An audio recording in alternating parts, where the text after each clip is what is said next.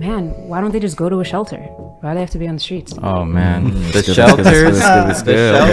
and Good question. At least, okay, so in Orlando, all the shelters are full, and they have been full for a while. Permanent supportive housing is at capacity. There is no more permanent supportive housing, and rent has gone up for some people as much as $600, $700, $800 a month. Where are people gonna go?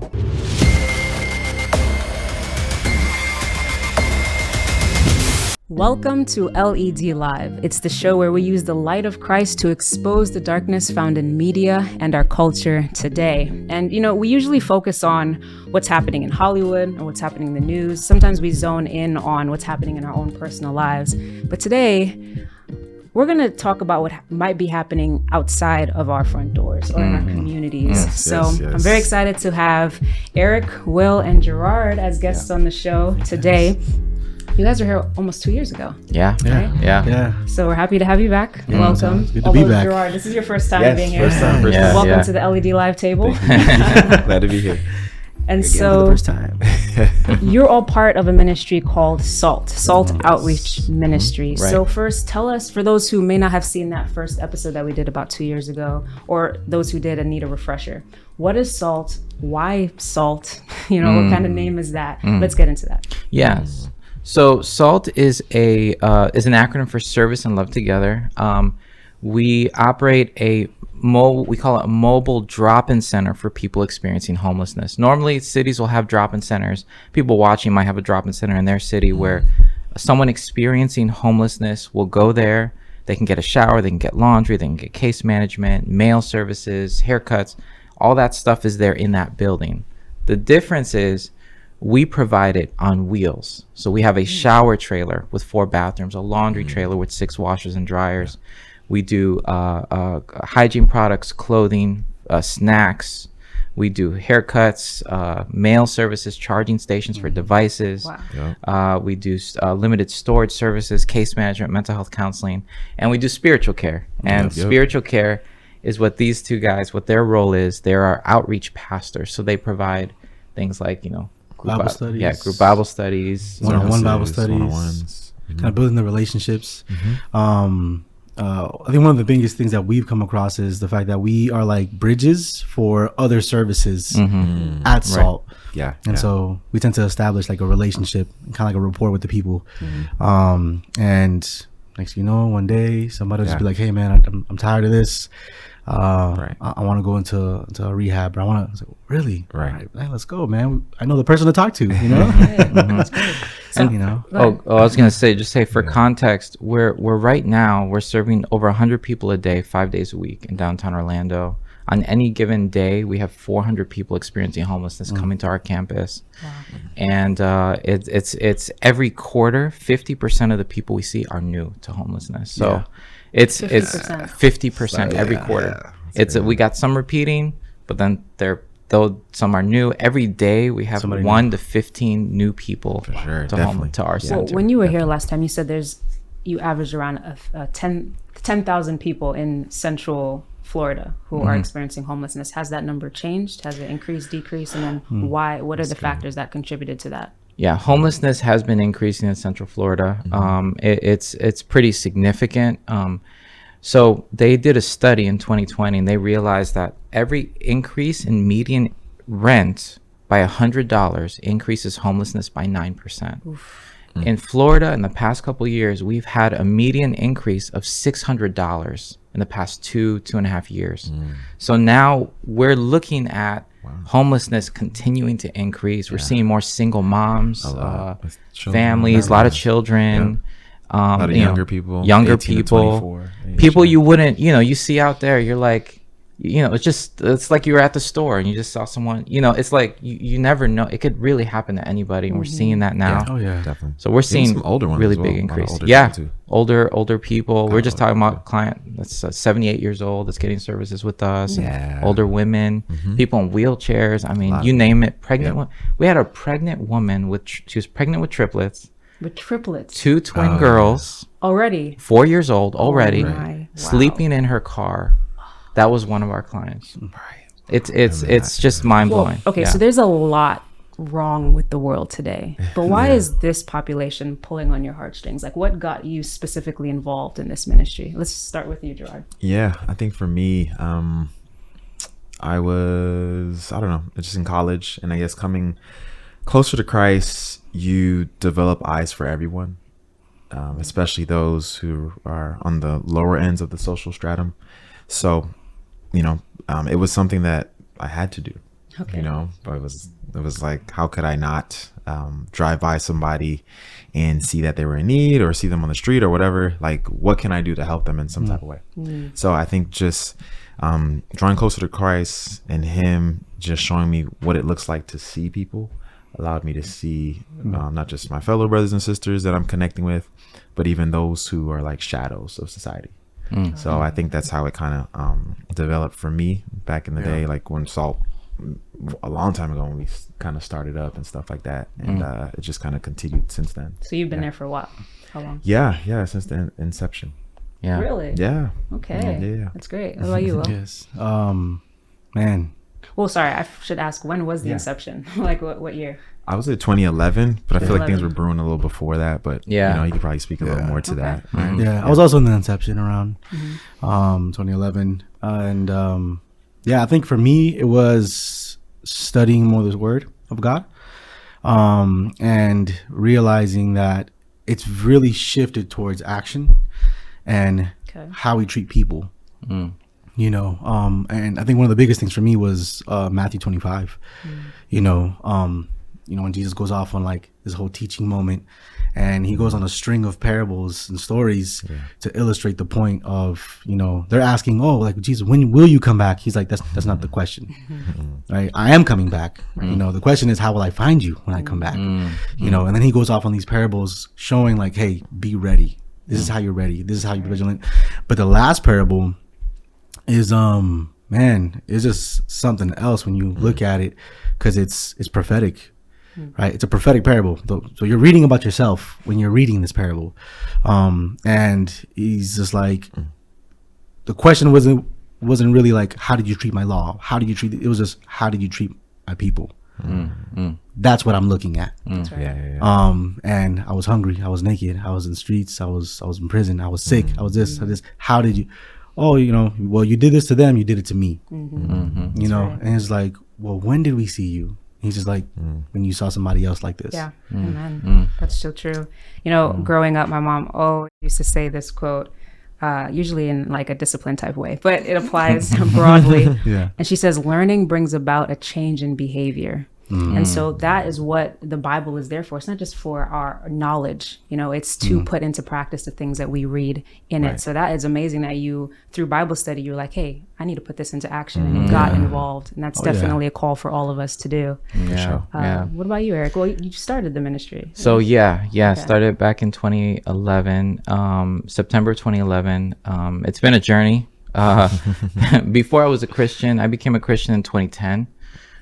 And before that, I had experienced homelessness myself. So I was 19 years old, sleeping in my car in Chicago, I was just being prideful and being, my head wasn't in the right place. And I experienced it for 6 months. So like going to 7-Eleven and trying to take a shower in the bathroom there, going to the Mexican restaurants, eating the free chips you get in the beginning, and then leaving. If I had $1, I'd go to Panera Bread, get a piece of bread, rip it in half, get a ton of butter, and that would be my meal. So I had to figure out how to make it work. But having experienced that, and then coming to Christ, it just, the pieces came together. And I think also like, man, like, this group of people are some of the most vulnerable people and most real people that you'll meet.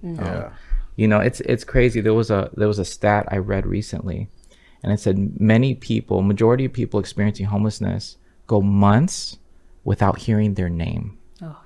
And there are some people that have gone over a month without even speaking one word. That's wild. Could you imagine living a life like that? Like isolation. I saw a video on social media of someone going around giving haircuts to homeless people, and he did it to one man, and the man just started crying uncontrollably. And he's like, "Oh, like, did I nip you or something? Like, hurt you?" He's like, "No, I just haven't been touched in years." Yeah. Wow. And just the act of touching my person was so like a warmth that he hadn't felt in so long. And I was just really like taken aback by that. How long of a period can pass without the things that we take for granted. Right. Or even treatment. I remember one time we were doing an outreach. We actually went out to Indianapolis and representing SALT and doing showers out there. And we were able to help someone go from the shelter, take them shower, all these things like that.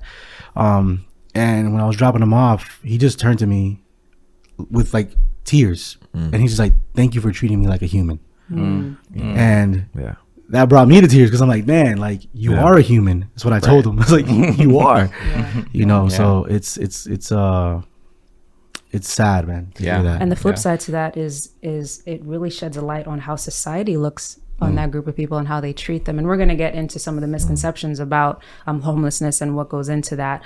But you know, there are many reasons why people become homeless, whether it's natural disasters, right, or as you were talking about, income or addiction and these different things. And there are many factors that keep people homeless: lack of support system, or their mental health deteriorating. And of course, there are steps that need to happen before someone comes out of homelessness and gets readjusted into society. So does your ministry cover all aspects of that, or do you target a specific area that involves homelessness? Yeah, no, that's a good question. So we are a comprehensive drop-in center. So we do have a case management team. And the way our case management works, we've created it to be very relational. So it doesn't matter who you are, what caused your homelessness, whatever. If you want your homelessness to end, our case managers will see you. They'll do a full needs assessment. They'll figure out all the needs that this person has. Then they'll prioritize those needs by turning them into steps. Okay, John, here's the first step. Let's get you over to this organization. They can help you with this. After that, come back and see me. We'll set an appointment for this date. He comes back. All right, John, great. Let's go on to the next step. Because then they can clearly see at the end of the tunnel, hey, this is how I can get back into housing. It brings that hope back, you know. And so it doesn't matter how they're there. It could be addiction, could be mental illness, it could be a loss of job, income. You know, the common denominator we see with everyone we serve is not any of those things. The common denominator is a lack of support. They don't have someone in their corner that is able to be that support for them, to believe in them, to root for them, to get to where they're stable again. And so SALT was created as a way to be that support for these people, so they have someone rooting in their corner. Because it's hard when you're by yourself. I mean, you know, life's already hard. Life's already hard. Imagine by yourself. Right. So you brought a video with you to give a sort of visual as to everything you just explained. So let's take a look at that now. Okay. Taking a shower or doing a load of laundry, things that some of us can do routinely without a thought. But that is not the case for everyone in our community. This week's Community Champion is working to change that and change the lives of those struggling with homelessness. Sana Gadange introduces us to SALT. How are you doing today, Curtis? All right. Curtis Hawkins is back at SALT Outreach today, an organization that changed his life a little more than a year ago. What can I help you with today? I want to schedule an appointment. The nonprofit organization, which stands for Service and Love Together, launched at the end of January 2021. Its goal is to take the homeless to homebound. I was in my car. I was sleeping in public parking lot. I was sleeping in the center parking lot. I was sleeping just about everywhere. Curtis had heard about SALT from a friend in a similar situation. The Mobile Day Center, located on West Central Boulevard, offers mobile shower units, laundry services, haircuts, even mail service. A lot of people, they need an address to be able to progress, you know, to get their social security checks, their food stamp cards, their IDs. And so this has been a key piece in helping to end homelessness. You need socks? Curtis is one of hundreds who didn't just find a hot shower and food when he arrived. Do you have your transportation information there? A case manager helped transition his life back under a roof. They even linked him with physical therapy. I learned how to talk more better. I could walk more better. before I was having problems. Yeah. When I got on the phone, I talked to somebody, like I call the organization. I talked to them. The lady would hang up, cause my speech. After about half a year of Salt's help, Curtis moved into his new home in the summer of 2021. This is a note we sent to Curtis after he moved into his place. Framed on his wall, a letter from his friends congratulating him on his success.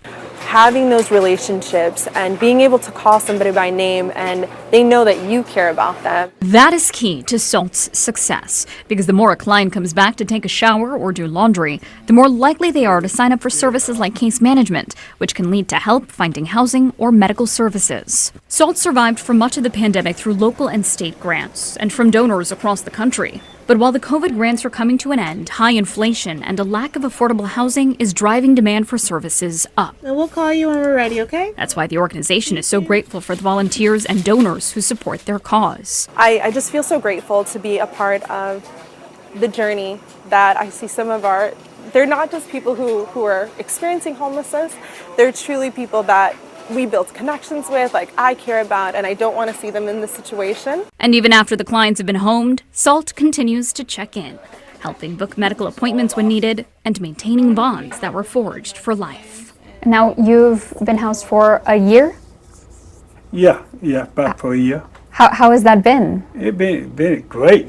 I can take a shower when I want to. I can just lay around, and it was a blessing. It was the blessing. With Salt gave me security. Cause sleeping in my car, we don't really get no sleep because you're sleeping with one eye open. Mm-hmm. Every little thing you hear, you wake up. You sleep with both eyes closed now? Yeah. I wake up refreshed. Sonica Dange, WESH 2 News. Wow, what a powerful testimony. I'm curious, do you have any other stories to share of your experience being out in the field? Man. Yeah. I feel like we were discussing this. We could write. Yeah, for sure. Yeah, right. I hope so. That's in the works, right? Yeah. No, I think it's definitely encouraging to see and to be a part of, like, to see like the journey of someone who comes getting services and you're rooting for them. Mm-hmm. You know, and you're trying to provide all these services and genuinely building a relationship with them, and then seeing them get a job. They're getting a job to like, oh, yo, I got a place. And it's like, what? You got a place? Or like, then like finding people that are donating furniture. It was like, yo, we got you furniture. And then taking the furniture, you know, and then you're talking to them and they're just like, yo, I just got a like a promotion at my job. To then seeing it full circle, them coming back to Salt to volunteer. So you're telling you're the story you're thinking about Richie, and when you're thinking of the same thing. Of course. I mean, there's so many people, but like with him, I mean, he was experiencing homelessness for 2 years when we met him. Yeah. And he came for, you know, services like showers and laundry and mail. And he started to go to the group Bible studies. And from there, he ended up going to case management. And when he went to the case managers, they ended up helping him, assist him with getting a job. He got a job. Then a few months later, he moved into his place. In January of this year? This year. Yeah, January of this year. Or end of last year, actually. And then in February, we got a text saying he got promoted at his job. Oh yeah. And then the next thing you know, he's volunteering with us. Yeah. And he's speaking at a gala that we did. You know what I'm saying? Like it's just it's crazy. It's crazy to see. And that all of that happened from when we met him to when he was promoted to in this new job after being in housing. It was probably like 9 months. Really? Yeah. Beginning of last year. Yeah. Compared to the 2 years of homelessness, that's a pretty quick turnaround. Yeah. Wow. I was thinking of somebody that recently came around, and I realized how important it is to be someone that someone can burst upon. This is what I mean.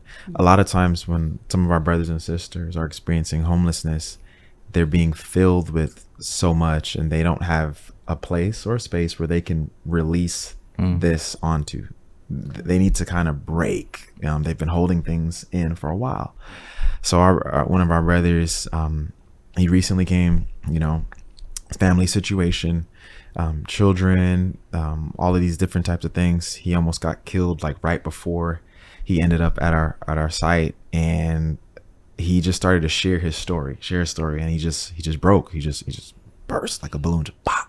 And he hadn't done that in, I don't know, a while. He hadn't shared his story with anyone, actually. And just to see him be able to do that, and then be able to help him like get his ID and things of that nature, was just an amazing thing, because now he's free now. You know, he doesn't have to hold this in anymore. Here's someone who's safe, who I can go to, and who I can share the deeper depths of why you see me. Because sometimes we see a lot of people, we don't really know what's their experience. I mean, being in that extended state of survival mode, I'm sure exactly. it's like rip traumatic. you apart. There's no time to pause and be like, man, can I just be human right now? Because I'm just always looking around. I mean, when you're sleeping, I mean, you're waking up every 30 minutes, a bug crawls on you, a car passes by with light, you're trying to make sure your stuff hear is not someone stolen. talking. If you're a woman, it's even worse. You know, you're in a constant state of survival. You know, so it does take a toll psychologically. Well, let's get into that, the reality of homelessness, what it looks like, and why homeless people might react in a certain way to people who aren't homeless. That maybe the people who aren't homeless don't have that perspective, and so they end up judging them instead of understanding them. No, definitely, man. There's something I want to share, is because like we think of like, oh, the reason they're homeless or someone's homeless because of this and this. Like, we're literally just a few paychecks away. Like, you know, something happened to me, like personally, like I you know, paying the utilities of where I stay, and it's always like the same price, right? It's like, okay, it's like about like 300, you know, I live in a house, a family, you know, and then one bill comes as like 1,300. Whoa. And I'm like, wait, something's up here. Like, who's here? And then we're like, no, something got to be wrong. And then we reach out to the place, and they're just like, no, you're just in a zoning area where the price went up. Ooh. I mean, that's quite an up. No, for sure, it's quite an up. I'm like, y'all need to fix that, John. That's a big up.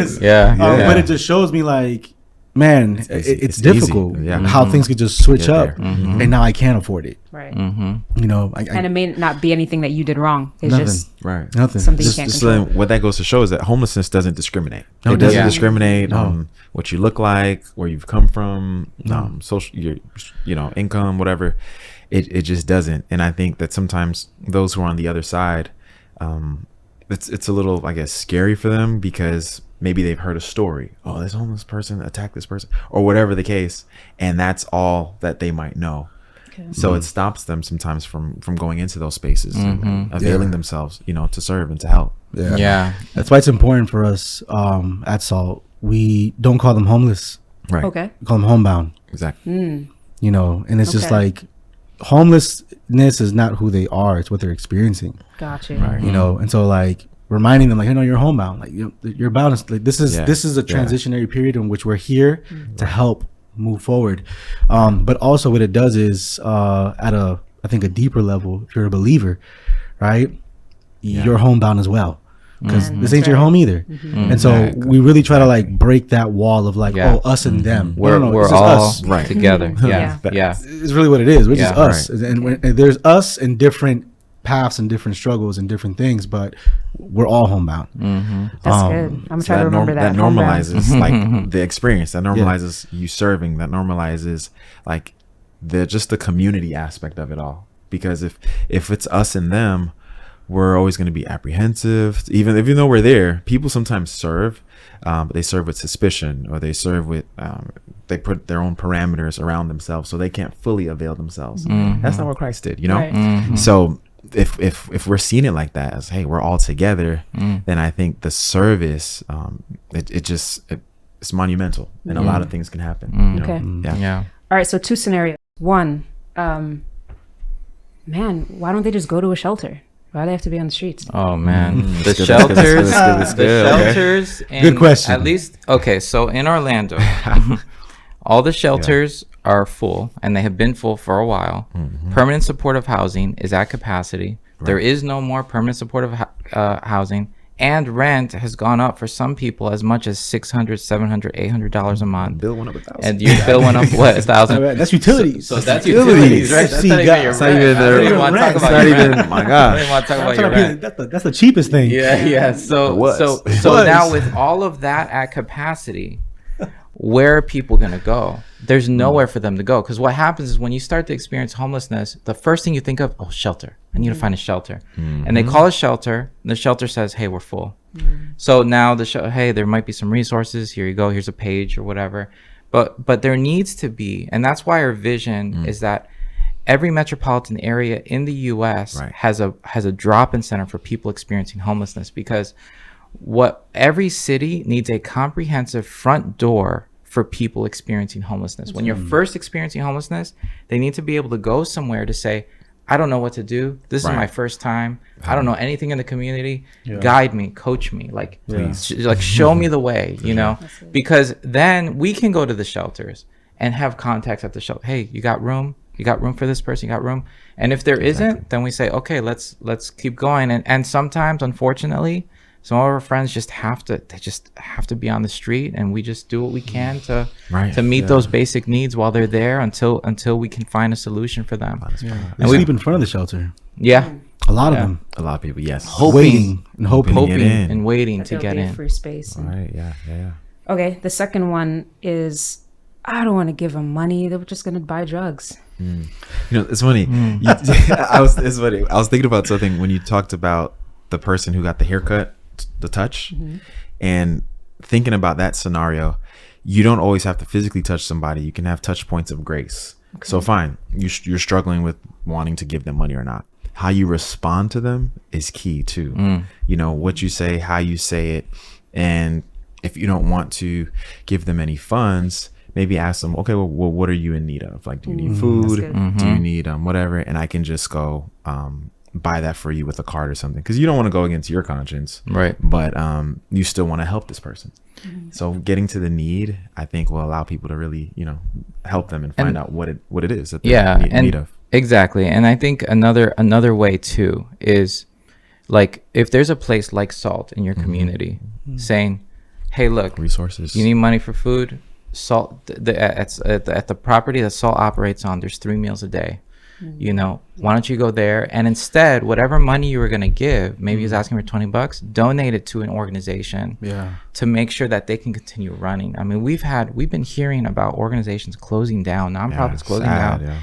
When lack of funding? Because of lack of funding. And there's an explosive growth of homelessness, you know, in different areas. And we had a shelter, explosive growth of homelessness in Orlando. It was a shelter that had been there for over 10 years that shut down. It's now closed down. It was a youth shelter too. That's the worst part. 16 to 24-year-olds. Now those youth are going to be on the street. And you know what I'm saying? Like we need to, you know, so that's another thing. If you don't feel comfortable giving money, maybe referring to an organization and then donating to that organization, that could be another way to support. Definitely, because that's definitely a topic, right? Addiction. It's kind of the thing that people go to, because it's the most thing that's like seen. Yes. You know, and it's interesting because we have these conversations.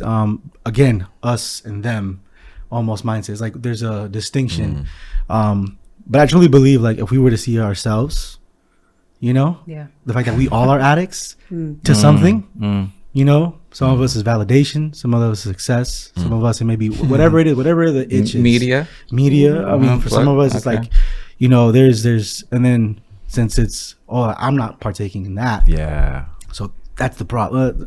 But it's like, no, like we all have something that again brings down, just like the word homebound, the term is like, no, let's bring it down, and we're all facing something. Because the reality is addiction, this is a sad reality. I remember I was talking about this with a therapist, and it's just like addiction is the reason why we turn to it is because it's reliable. Like it's been stable. Gotcha. Even though it's not. It's not, right? But that's the illusion, right? I know it's gonna make me feel this way, so I turn to it.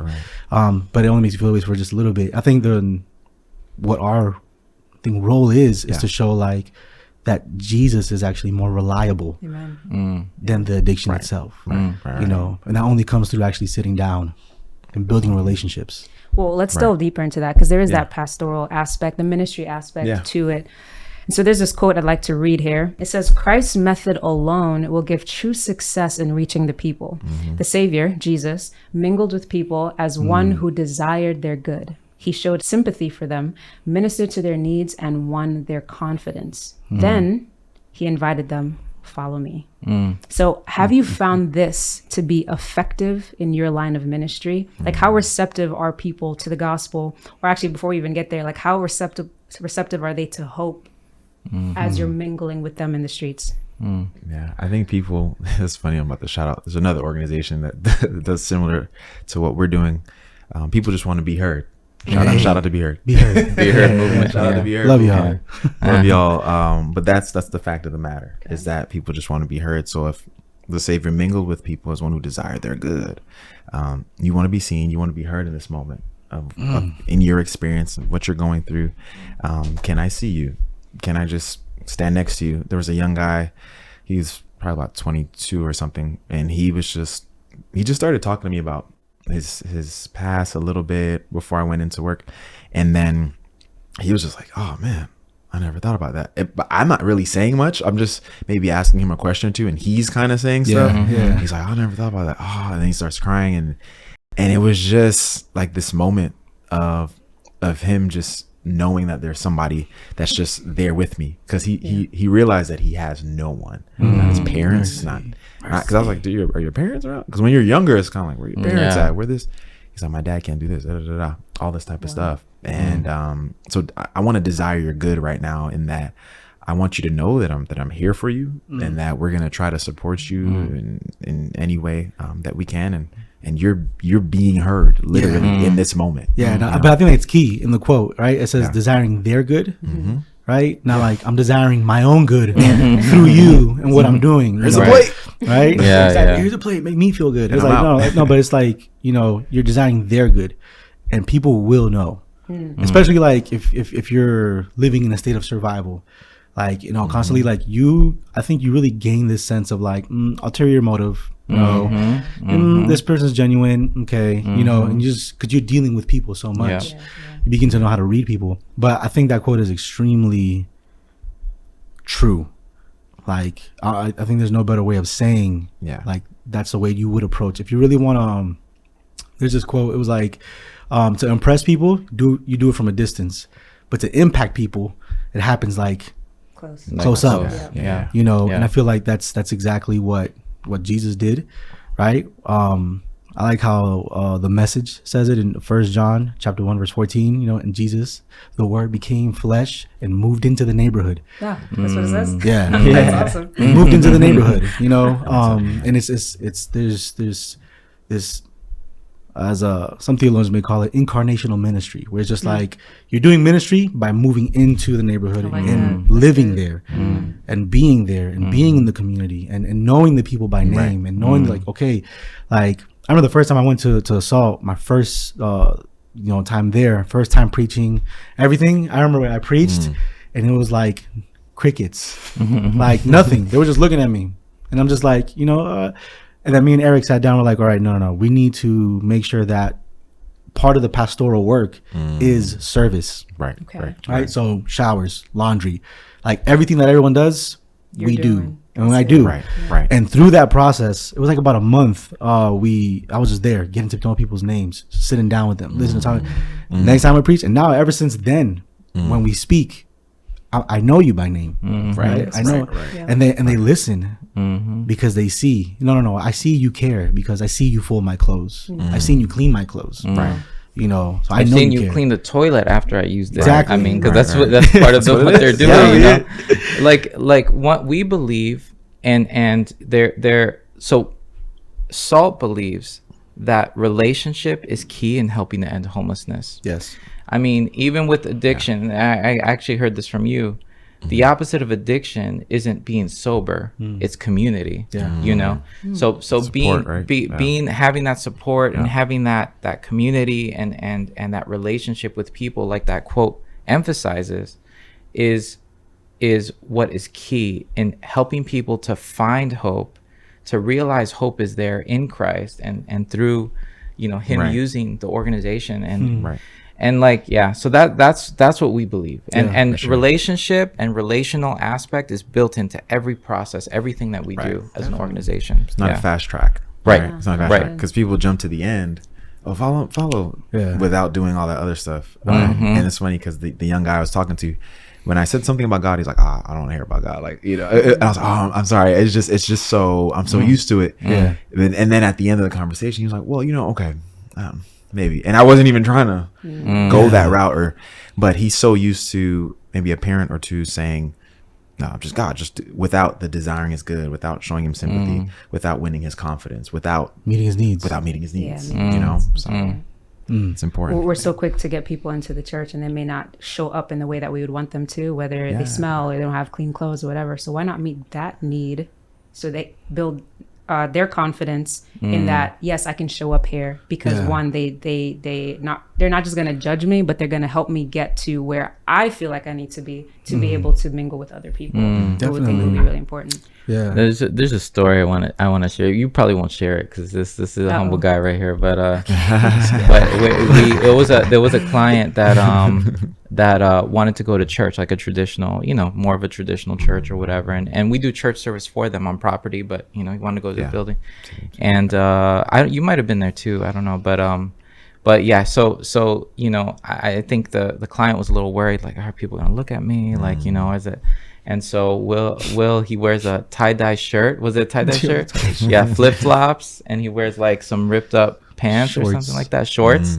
And he goes to the church. When he picks up when he picks up the client, he picks up the client. The client's like, oh, I thought they're gonna look at me, but they're gonna be looking at you, That's good. But I believe that was a beautiful illustration of what it means to understand and hear people and to be in relationship with people, And that's what I feel like we're called to exemplify through this this ministry. For sure, Definitely. It's called Christ's method because he did this. You think of how he treated the disciples. He washed their feet before saying, "Hey, go do this to other people." And I learned recently a lot of the parables, they're not random. He was using them because it related to the people that he was talking to. And in order to relate, you have to get to know. So the ones about the farmers or the fishermen, like it's because he was around and mingled with those people, and he used those stories or their experiences to link them to heavenly things. And so I find that so beautiful. So anything else in this topic, because I want to pivot to what the government is doing about homelessness. Okay. It's a good question. It's a little interesting with the government, especially depending on what city. I saw a video the other day. So San Diego, which by the grace of God will be actually in San Diego with an outpost by God's grace. We call them salt outposts. Where we start branches in different cities and stuff like that. Awesome. But I just saw a video where the mayor, how they're attacking homelessness is different. They're like, hey, you guys, I don't know why you guys are out here kind of vibe. So then they said, hey, okay, we're going to take everybody and we're going to open these sites, like these parking lots and stuff. We're going to put you guys there. And if you don't want to go there, you're going to get arrested. Yeah, you're going to get arrested. Okay, when you say parking lot, like it's like these areas that I don't know the proper term, tent but cities like that type. They wouldn't call it that. They wouldn't call it that, but it's like like here's a parking lot. Here's an open area that's not being used, and you're like left up to yourself, or no, they're gonna close it off for them. Okay. For this group of people who are experiencing this. And also give them food and clothing. I don't know about that part. I don't know about that part. I don't know about that part. But you do got a place. You do got a place. You got some ground to designated area. So one thing that's crazy about, and let me just preface by saying, the city of Orlando has been doing a really great job in figuring out how to handle homelessness. Yeah, they're genuinely like trying to figure out how can we deal with this, how can we get ahead of this. With San Diego has 4 times more people experiencing homelessness than Orlando, but less. And we're doing 70 showers a day 5 days a week, right? And we're doing about 50 loads of laundry 5 days a week. We're doing more showers and laundry than the city of San Diego in Orlando, just with us. And in San Diego, they're doing less of that, and they're actually reducing hours for those services. And they have 4 times more people than us. Like it's like the need is so greater there, but but the resources are being taken away. And so some governments, you know, they're genuinely trying to figure it out. Other governments are just fed up. They're like, I don't want to deal with this anymore. Like, let's, you know, hey, go over there.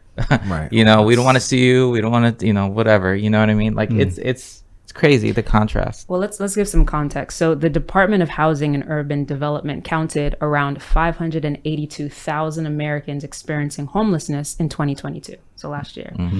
That's about 18 per 100,000 people in the United States. But what's shocking is that number is only 10,000 less than what was counted 10 years ago in 2013. So, and of course, it's very difficult to have accurate numbers because homeless people are very transient and all of that. But they don't have a specific look. You might think there's a lot of people who you would just see them on the street and you wouldn't know they're homeless. By what? Point, so we see a lot of people like that every day. Oh man, yes. But running this type of ministry, I assume that you're plugged into what the government is doing, or you're aware of the government's limitations. Hence, why this outreach even exists. So, and praise God, the number is decreasing. But why so slow? So let me say something about that number. Decreasing. That's interesting. That it decreased. That number is done through something called the point in time count. So it's they call it the pit count for short. So they do this in every community in the U.S. where they literally take a day, maybe 2 days. They grab volunteers and they count people experiencing homelessness. So they count everyone in the shelters. But then they count whoever they see on the street. They walk around and try and so if they don't see them, they're not counted. So there's limitations. How many volunteers do you have? If you only have 3 volunteers, you're only going to count so many people, right? And then also you're not going out at night. Everyone's sleeping in their cars. You're not going to be able to count that group either. If you don't know where the encampments are, you're not counting that group either. So that number, I would dare to say that number is a small fraction of what the number of people actually experiencing homelessness. Now, that number, the reason why it's not changing much, I think, is because you know, some communities are figuring it out and they're doing well in helping to end homelessness, and other communities are doing worse. And I think, you know, I think that's kind of where that balance is. But honestly, right now, I think we're going to be seeing an increase. Definitely. But in why the not next couple copy years. the communities that are doing well? Like, what's the barrier? That's how it should be. But there's a lot of politics involved too. Of course. And so when politics get involved, you know, but like, for example, there are certain groups that all they want to hear is that someone got a job. They don't care if they got housed. They don't care. You know, they just, oh, you're getting them jobs? Great. You know, then there's another group that doesn't care about the job thing. They just, hey, did you get them housed? Did you get them food or shower? They're not working together. And so there's, so they, cause there's a group that says this is happening because they are not doing what they're supposed to be doing. There's another group saying, hey, society has failed them. Let's help them. So you have these two groups, and sometimes when one voice is louder than the other, it affects everything. And there's just so many political things there that affect it a lot. I don't think it's like, you know, too out of the norm sometimes for like human nature or like anything that's, because it's funny you were mentioning that, like some people are like, oh, they just care about this, and this kind of reminds me, you know, pastoral. So my mind immediately goes to like spiritual things or like things where it's just like, I don't care what happened. Is he baptized? Like, no, but like the studies, but so even within the church, for sure, political, that kind of, or they're taking too long. We've been helping him for a month. Like, come on, get him. What's going on? And that's something too. We don't put timelines. Like, I know a lot of organizations like, oh, if they don't get in 6 months, if they're not where they need to be, then we're getting someone else or whatever. I mean, we work with people for 2 years, 2.5 years, and they've relapsed several times during that time. They've gotten arrested during that time. It doesn't matter, you know, if they want to come back and they really want to make this work, we will stick with them. And there was one woman, man, and it was 2.5 years. She finally got into housing, and they had worked with her. Yeah, she had relapsed a few times, had gotten locked up. But she kept coming back. No, I want to do this. I want to do this. And that's what's important. She kept coming back. Exactly. And the joy when she succeeded. Oh, man. Yes. Oh, man. Awesome. She was so happy. Yeah. Or even with our friend Richie, you know, man, 2 years. Imagine if we would just cut the services, you know, and then not seeing like the man's life completely changed. Yeah, because it was more than 6 months too, you know, for his situation, you know. Right. So that's one thing, you know, that's part of our relationship, you know, when it comes, even in the Christian world, right? Like we shouldn't be having our minds so fixed on baptism that we're not focusing on the relationship, because at the end of it, because so many people in the homeless services, you know, their focus is housing. Okay, great. So, oh yeah, housing. Okay, we got them in the housing. Great. Let's go on to the next person. Okay, housing. Okay, next person. But it doesn't stop when they get housed. Yeah. The relationship should continue after they're housed. Right. And that's what we saw in that news story earlier with our friend Curtis. He was housed, but we still have a relationship with him a year after he was housed. Help him sustain it. You know, because there needs to be, you know, it's not there's no ulterior motive here. We're just focused on creating genuine relationships with people, like that quote said, because that's Christ. That's how you have true success, right? Literally. That's what the quote says. And you don't want to cycle to form, because you were saying that the main reason at the root is lack of support. So you don't want to get them to a place and then remove support, and then they go back. They go right back. Yeah. I'm reminded of what I believe your wife shared, the concept of person over project, right? Like these aren't just people that are just projects, and we're trying to get kudos for this. Like you said, we don't seek to gain anything, but by the grace of God, you will be with us when he returns, you know.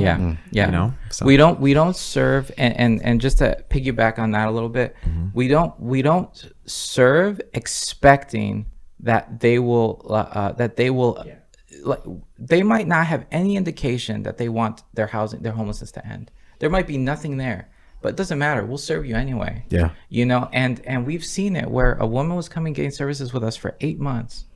Did not say, you know, talk to us here and there. Had no indication of her homelessness wanting to end, nothing, getting services, showers, you know, laundry, whatever.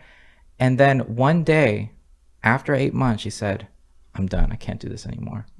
I need help, you know, and it was an addiction, you know, that she shared with our spiritual care team, and then they got him over to case management, and then she got to a detox facility, then a sober house.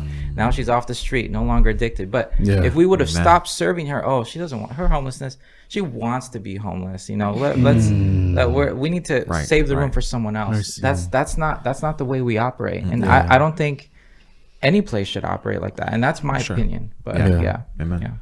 For sure. I visited England earlier this year, and shout out to the East Croydon Church and to the young man that I met who runs the Instagram page. It was very nice meeting you. I was in England for about a week, taking the train, visiting different cities. In my time there, I saw one obvious homeless person, because you're saying that people, you might pass people and they might be homeless and you don't know, but obvious in the sense that he was like, he had a tent and his sleeping bag and he was sitting down. Compare that to New York City. 5 minutes, or just take the subway, you'll see at least a handful and I'm not knocking New York, I'm from New York, just putting that out there. So out of curiosity, are you from New York? BK, yeah. That's what's up.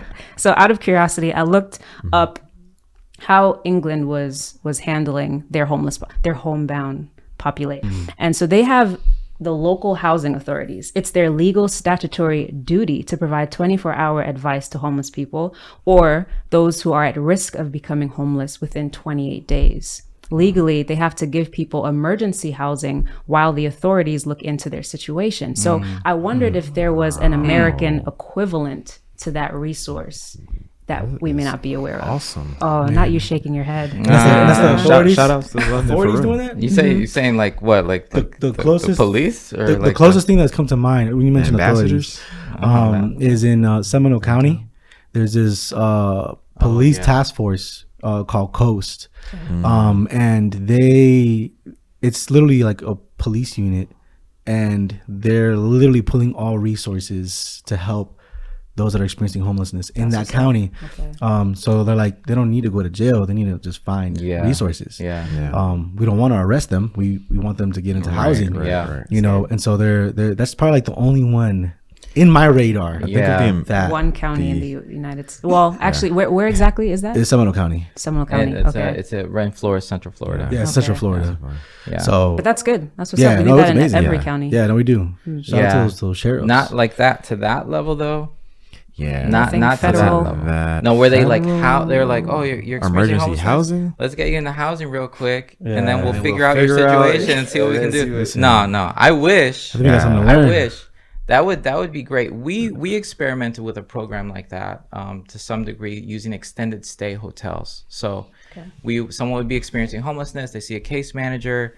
Depending on their situation, their eligibility, we'll get them into an extended stay.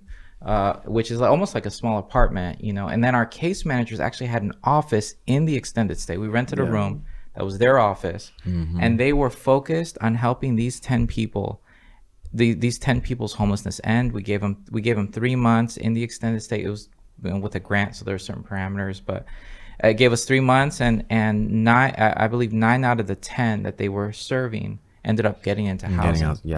But that was, and then we did one with pregnant mothers, that are experiencing homelessness. We experimented with that. So that, I mean, we've tried it. I think some cities have experimented with the same kind of concept. Would you say the ambassadors is similar to that? I mean, kind of like front lines. It's just a city has a group of people that, if someone's homeless, they'll help them out. But it's not focused on homelessness. It's not. Is it anybody? Just anybody in the city? It's anybody. Like it could be a citizen that needs help putting something in their car. They'll see them and they'll help them put in their car. I thought it was. But homelessness is something they focus on. Yeah. Try. You were talking about the last time you were here. You mentioned government funding. Is that still the case with SALT? Yes. So because it's like, okay, if they don't have something organized, at least they're supporting those who are doing it privately. Yeah. The local government in Central Florida has been a big support to our operation. It's probably a good 30% of our revenue comes from local government. Okay. 30%, that's like close to $1 million in for the organization. So that's been good. It's big. But we are trying to reduce that percentage. We want to be able to create revenue in other areas, and we have been, and that percentage has been going down. But really, no organization or nonprofit should be getting more than 10% of their funding from grants. Why do you say that? So the reason is because there was a nonprofit recently. They're the pioneers, the godfathers of mobile shower trailers for the homeless, and they ended up shutting down this year. And it like shook like every organization out there that has a mobile center. It shook them because that was everyone they looked up. Man, like they started it, so they shut down. And the reason why they shut down was because of budget. Most of their budget came from grants. A grant didn't come through. Well, that's it. So we are, as an organization, are trying not because you never know. What if the government shuts down? What if they do another government shutdown and then we can't get grants for 6 months or whatever it is. So the need still goes on. Yeah, the need's still there. So yeah, but I will say the local government in Central Florida has been super supportive of what we're doing, and I believe it's because we have a data team. We have a data analyst, a reporting analyst, data intake, a software developer. So we actually are very intentional with looking at our data to help us inform our decisions and our goals and things like that. So we found out from August of 2020 to March of 2022, we were involved in helping end homelessness for over 1,000 people. And so that data is what's, it's showing, hey, this is working. Something we're doing here is working. Yeah. And it's Christ's method. You know what I mean? Exactly. And we're hoping that continues to glorify God and lift up Christ, in the way that we serve. Yeah. So amazing. Well, thank you, Will. Yeah. Thank you, Gerard. Thank you. Thank you, Eric, for being on the show. You've shared such valuable information. If people have ideas on how to get into ministry, they may have questions for you. Yeah. Maybe they want what did you call it? A drop-in? SALT outpost, we're calling them. Yeah. SALT outpost in their county, in their city. Yeah. How can they get in touch with you? Yeah. So I would say go to saltoutreach.org. You could email me too, Eric at saltoutreach.org, ERIC at saltoutreach.org. We're on social media and stuff. So Instagram is Salt Outreach. We will have all those links in the description below. Thank you so much for watching. If you haven't subscribed yet, please do so. Like this video, share it out to those, and specifically churches who need this information to get involved in this type of ministry. And if you'd like to get in contact with Little Light Studios, you can find a bunch of information about our ministry at littlelightstudios.tv. And if you're so inclined to help us out financially, you can do so through that same website, or by going to patreon.com/Little Light Studios, where you can get exclusive content. Actually, I have a question for you guys in the post show that we're going to give to our donors. But thank you so much for watching. Please keep Assault Ministry in your prayers, Little Light Studios in your prayers, and we will see you guys next week on LED Live. Bye-bye. Bye-bye. Later. We live a fast life. But do you have time for God? Do you have 5 minutes?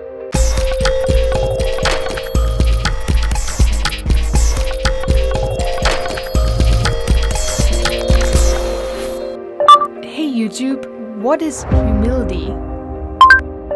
Hey YouTube, what is love? Hey YouTube, why does God allow suffering? Hey YouTube, what happens when you die? Video Bible Study answers your questions in 5 minutes or less. Hey YouTube, how do I study the Bible? Hey YouTube, can God give forgiveness for my sins? Do you have questions like this? Then I highly encourage you to check out the channel Video Bible Studies. I dare you to spend 5 minutes with God. It's proven that people remember things that they see more than what they hear. Lightwear believes the best way to share your witness is to wear your witness. Lightwear has all kinds of graphic tees that are a great attention-grabbing way to share the gospel. So head on over to lightwear.shop and check out all the cool graphic tees. What do you want people to remember when they see you?